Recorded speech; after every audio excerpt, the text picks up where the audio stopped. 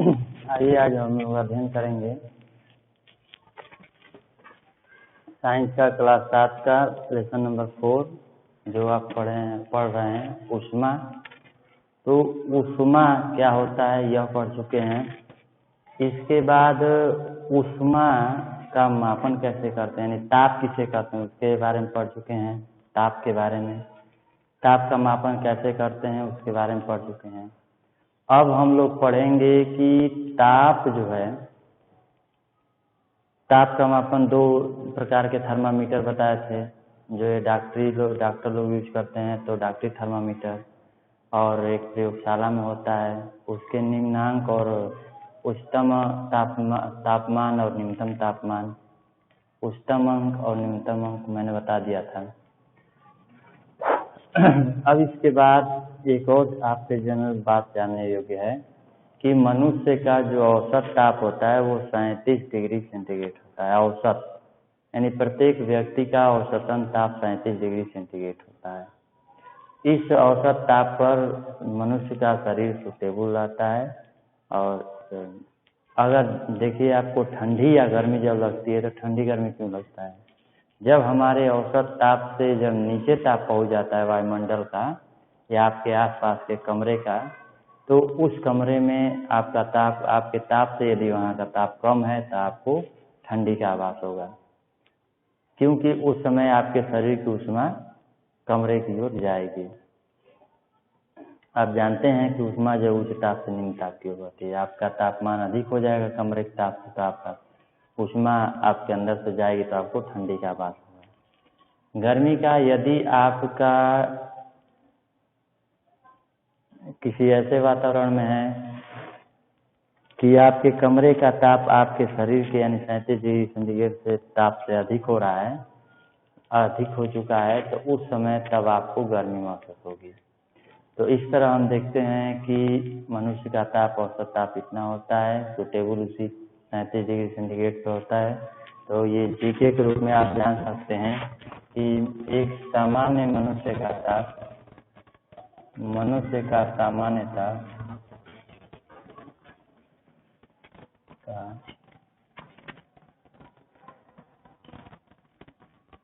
सामान्य ताप 37 degree centigrade होता है।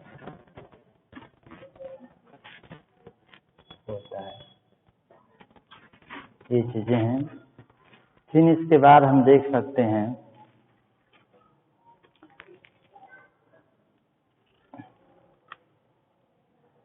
और भी हमने बता दिया था, अंकीय तापमापी क्या होता है इसके बारे में मैंने बताया था कि अंकीय तापमापी क्या होता है। एक और है अंकीय तापमापी।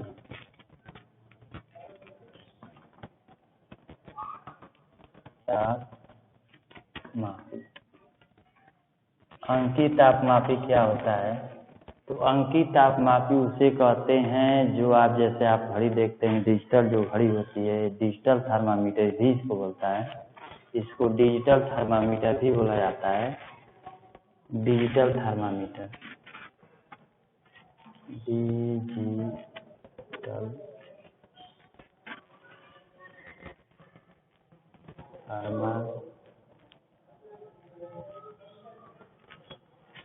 डिजिटल थर्मामीटर, जिस थर्मामीटर से अगर हम अंक में एक डिजिट में अगर ज्ञात कर लेते हैं, यानी वो एक घड़ी की तरह, आपके डिजिटल घड़ी की तरह आपका तापमान बताने लगे, तो उस तापमापी को हम डिजिटल तापमापी या अंकीय तापमापी कहते हैं।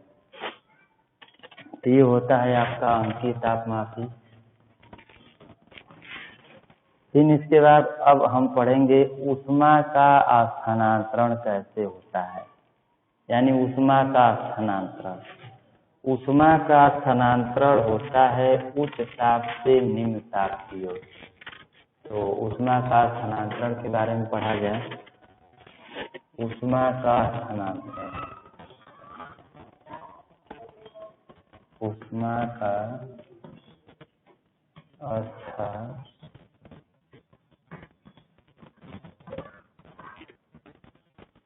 ऊष्मा का स्थानांतरण,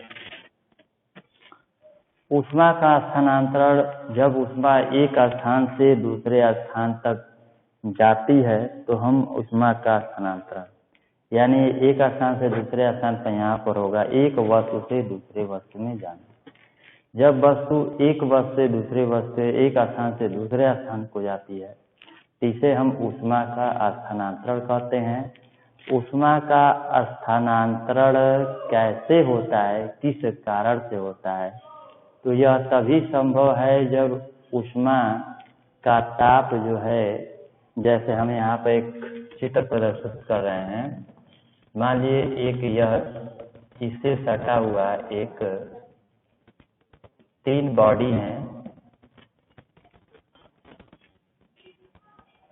ये हो गया ए बी सी। इसका टेम्परेचर मान लीजिए 70 डिग्री सेंटीग्रेड है, इसका भी 70 डिग्री सेंटीग्रेड है, इसका भी, ए का भी, और सी का जो है मान लीजिए आपका 30 डिग्री सेंटीग्रेड।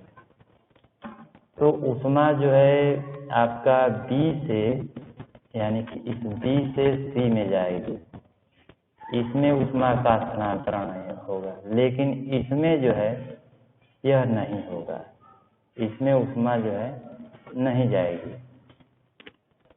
क्यों नहीं जाएगी? बी से सी में जा रही है, लेकिन बी से ए में क्यों नहीं जा रही है, चाहे ए से बी में क्यों नहीं जा रही है? क्योंकि दोनों का ताप बराबर हो चुका है। जब दोनों का ताप बराबर होगा तो ऊष्मा का स्थानांतरण नहीं होगा। ये भी है, इसमें बह रहा है तो ऊष्मा तब तक बहेगी जब तक इसका दोनों का ताप बराबर ना हो जाए, यानी ऊष्मा सदैव उच्च ताप से निम्न ताप की ओर बहती है। जैसे आप लोग देखें, कोई ढलान है तो कोई आप साइकिल ही चला रहे हैं, ढलान पर आप रोक देते छोड़ेंगे तो ढलान पर आपका ऊंचाई पर है, ऊंचाई से नीचाई की हो जाएगी, कभी नीचे से ऊपर की ओर स्वयं नहीं आएगी, आपको ज़्यादा बल लगाना पड़ेगा। तो इस तरह हम कह सकते हैं कि ऊष्मा का स्थानांतरण जो है, ऊष्मा का स्थानांतरण यानी उच्च ताप से निम्न ताप की होता है।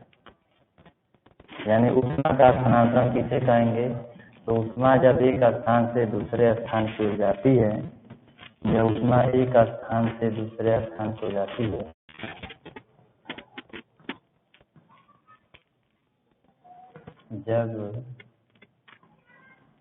ऊष्मा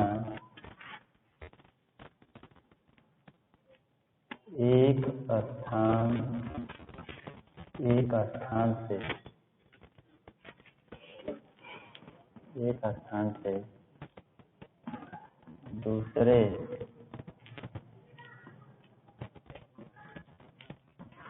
स्थान को जाती है तो इसे ऊष्मा का स्थानांतरण कहते हैं। तो इसे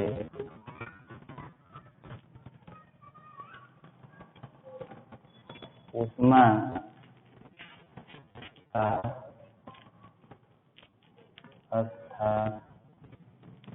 स्थानांतरण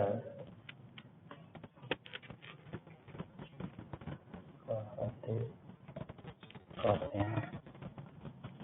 ऊष्मा का स्थानांतरण का कारण क्या है? अगर इसका हम कारण क्यों स्थानांतरण होता है, तो तापांतर के कारण।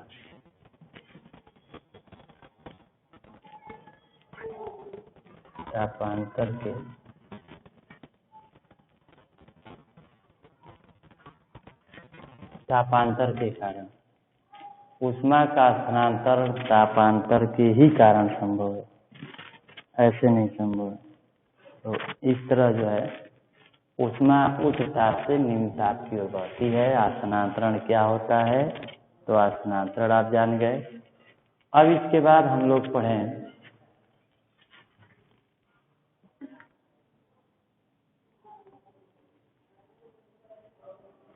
कि ऊष्मा स्थानांतरण में अब ये 3 विधियों का, ये एक स्थान से दूसरे स्थान पर जाने की 3 विधियां हैं।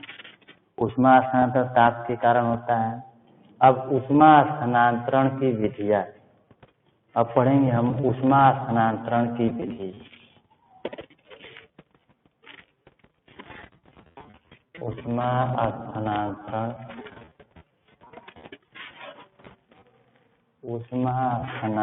की विधि, ऊष्मा स्थानांतरण की विधि। ऊष्मा स्थानांतरण की विधि कितनी होती है? तो ऊष्मा स्थानांतरण की विधि 3 होती हैं। एक होता है संवहन, चालन, पहला चालन, दूसरा हो गया संवहन,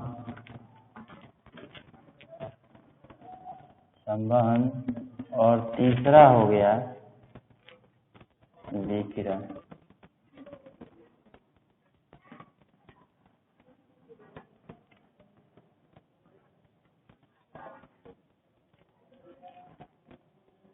ये 3 विधियां क्या हैं? चालन, संवहन, विकिरण हम किसे कहेंगे? तो इसके ऊपर हम एक प्रैक्टिकल देखते हैं। जैसे मान लीजिए आप एक कैंडल ले लीजिए, एक मोमबत्ती, और मोमबत्ती को जला करके एक छड़ ले लीजिए, और इस छड़ का 2 सिरे हो गए ए बी, इसको किसी क्लैंप पर कस दीजिए, और यहाँ पर मोम चिपका दीजिए। तो आप देखेंगे कि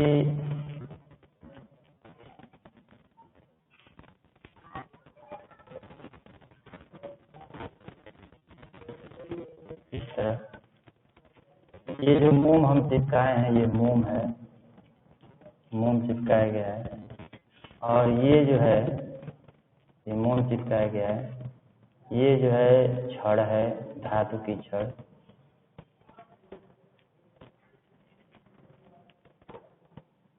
धातु की छड़ हो गई। तो हम देखते हैं कि जब एक सिरा गर्म होता है इस धातु का, तो ये मोम क्रमशः पिघलना शुरू हो जाता है। पहले यह पिघलता है, फिर इसके बाद।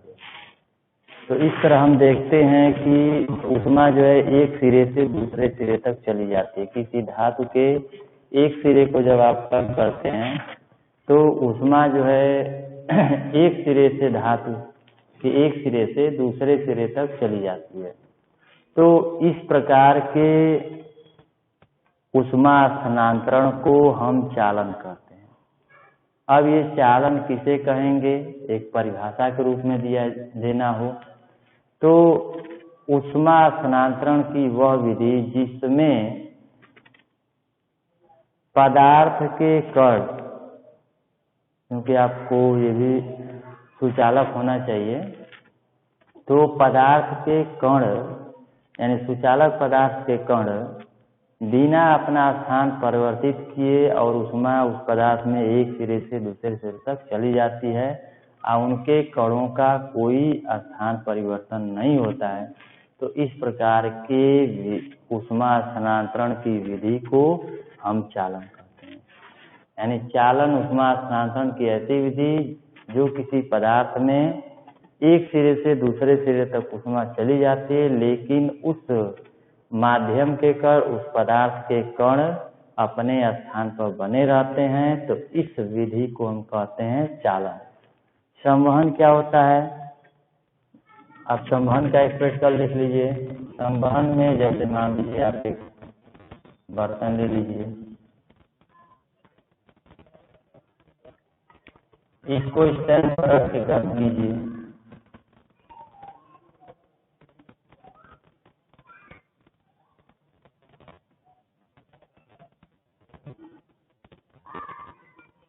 लेकर गर्म कीजिए।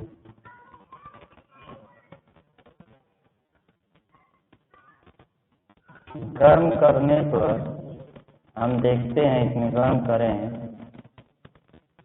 तो ये जो है ऊपर की ओर बढ़ने लगता है और ये इधर आता है माध्यम के कलर से। अब यहाँ से हम देखते हैं, जहाँ ये गर्म हो रहा है, इस स्थान पर ऊष्मा यह लेता है और यह लेकर कण चला जाता है, फिर ये ऊपर चला जाएगा, ऐसे कण चला जाएगा, ऐसे इसे तीर द्वारा दिखा दे रहे हैं। ऐसे कण ऊष्मा लेकर ऊपर उठेंगे और बगल के ऐसे कण जो है इस साइड में ये आएंगे ऐसे। तो इस प्रोसेस को हम कहते हैं, ये जो तरीका है जिसमें माध्यम के कण ऊष्मा लेने के लिए ऊष्मा स्रोत तक आते हैं और ऊष्मा लेकर जाते हैं, फिर दूसरा माध्यम के कण आता है, फिर ऊष्मा लेकर जाता है।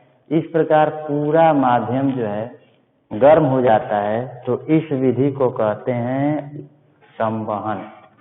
संवहन का मतलब ढोना भी होता है। तो संवहन खुद ऊष्मा माध्यम के कण ढोकर ले जाते हैं, तो इस विधि का नाम है संवहन। विकिरण क्या है? ये आपका हो गया चालन का, इसकी परिभाषा इसका हो गया प्रैक्टिकल, इसका यहाँ प्रैक्टिकल हो गया, और इसका क्या है? जैसे सूर्य से आने वाली किरणें, अगर सूर्य है, ये हो गया आपका सन,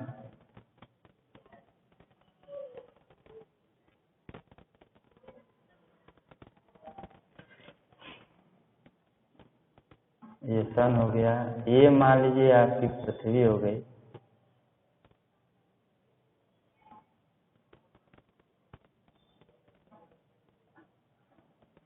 ये मान लीजिए आपका पृथ्वी हो गई। तो यहाँ से जो ऊष्मा इस पर आ रहा है, ये सीधे ही आ रहा है, तो और बिना माध्यम का, इसमें माध्यम भी नहीं है, माध्यम भी नहीं है, और सीधी रेखा में आ रहा है।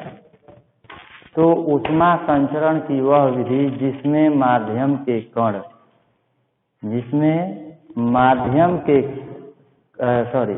ऊष्मा संचरण की वह विधि जिसमें ऊष्मा एक स्थान से दूसरे स्थान तक चली जाती है, लेकिन उसमें माध्यम की आवश्यकता नहीं होती है। तो ऊष्मा संचरण की इस विधि को हम कहते हैं विकिरण। यानी विकिरण ऊष्मा संचरण की ऐसी विधि जिसमें माध्यम की आवश्यकता नहीं होती है और ऊष्मा एक सरल रेखा में एक स्थान से दूसरे स्थान पर चली जाती है। तो इस विधि को कहते हैं विकिरण। और जितने भी तारों से, सूर्य से ये जो ऊष्मा आ रही है, प्रकाश आ रहा है ऊष्मा, ये सब विकिरण विधि से ही आ रहा है। आप मोमबत्ती भी जलाते हैं, बल्ब भी जलता है, तो उससे आपके पास ऊष्मा जो पहुंच रही है किरण के रूप में, विकिरण के रूप में ही पहुंच रही है। यानी विकिरण विधि द्वारा आपके यहाँ ऊष्मा आ रही है। ये भी एक तरीका हो गया। तो इस तरह आपके 3 तरीके हैं जिस तरीकों से ऊष्मा एक स्थान से दूसरे स्थान तक जाती है, गति करती है। अब इसके बाद एक और हम बता दें, ऊष्मा के आधार पर वस्तुओं का वर्गीकरण, ये भी जरूरी है। ऊष्मा के आधार पर वस्तुओं का वर्गीकरण हम कैसे करेंगे, ये तो आपको समझ में आ गया होगा। ऊष्मा के आधार पर वस्तुओं का वर्गीकरण,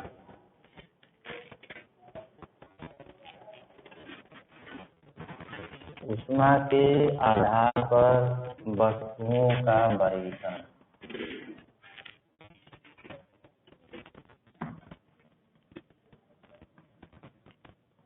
आधार पर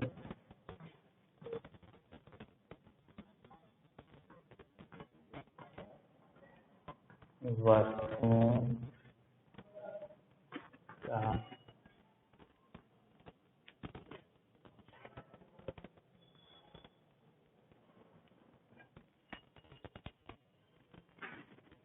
ऊष्मा के आधार पर वस्तुओं का वर्गीकरण करेंगे तो वस्तुएं 3 प्रकार की प्राप्त होती हैं। एक हो जाता है आपका सुचालक,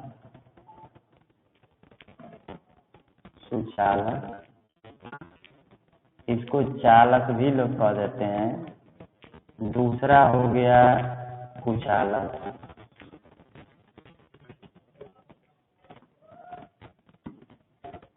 इसको ऊष्मारोधी भी बोलते हैं। ऊष्मारोधी और एक हो गया आपका सुचालक, कुचालक, ऊष्मारोधी और एक होता है आपका दो तरीके, दो ये होंगे सुचालक, कुचालक।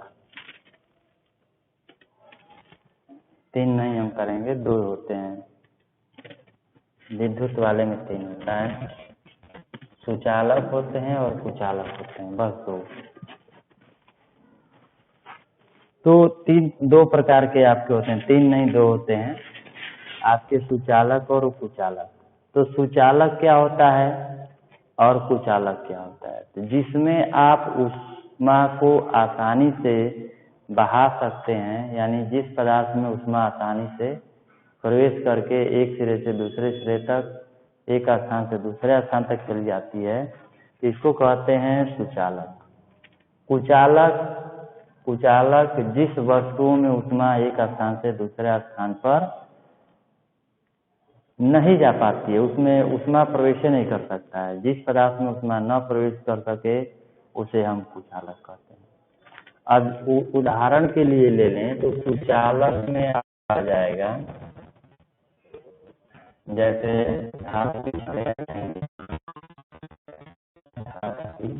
धातु आ जाएगा, ये आपके धातु के जितने भी बनेंगे छड़, ये सब कुचालक में आ जाएंगे। और कुचालक में जैसे लकड़ी आ गया, प्लास्टिक आ गया,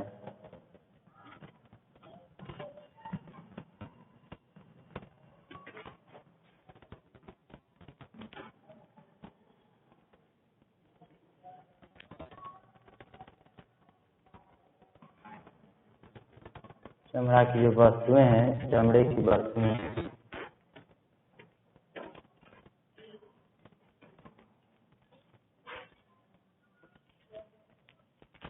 तो चमड़े की वस्तुएं ये आपकी आ जाती हैं कुचालक में। तो सुचालक और कुचालक, ऊष्मा के आधार पर वस्तुओं का वर्गीकरण हम दो तरह से करेंगे, और प्रकाश के हिसाब से आप लोगों ने तीन तरह से पढ़ा था।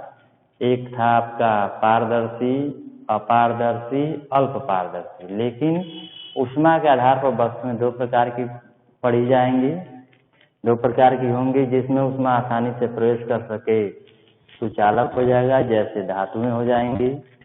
कुचालक यानी ऊष्मारोधी, इसका उदाहरण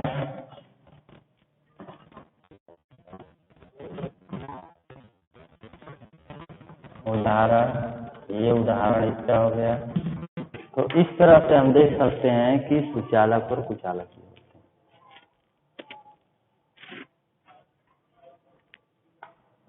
तो आप लोगों ने पढ़ा इसके बारे में।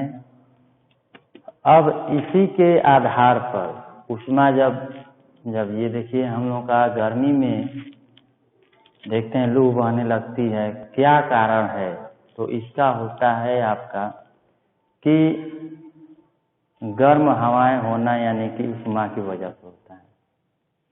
फिर आपके समुद्री समीर और स्थलीय समीर, समीर मतलब हवा, ये क्या होता है, ये कैसे बहता है, कैसे समुद्री समीर होता है, कैसे स्थलीय समीर होता है।